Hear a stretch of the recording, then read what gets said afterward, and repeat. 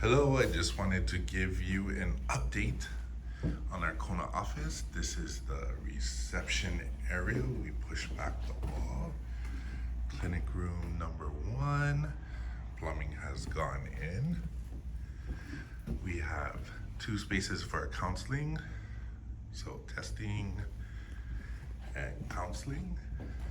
And this is our main common area. In here will be the syringe exchange program. And then we have 4 different rooms for staff and program with excellent ocean views for our staff. This will be our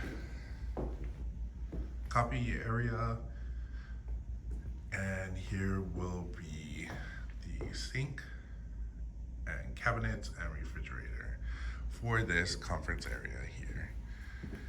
And finally, we have a lockable food pantry that will go here. They started to rough in the plumbing.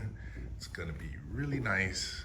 So I really appreciate you seeing the progress of where we are with our exciting clinic here on the 2nd floor of Palani Court. Aloha.